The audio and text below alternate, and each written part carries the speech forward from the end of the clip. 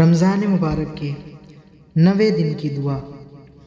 اعوذ باللہ من الشیطان الرجیم، بسم اللہ الرحمن الرحیم۔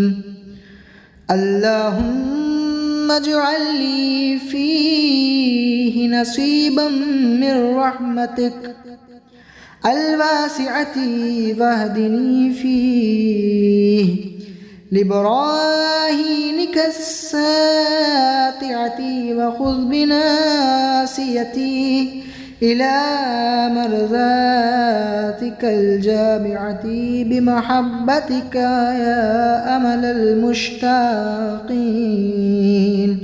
اللهم صل على محمد وآل محمد۔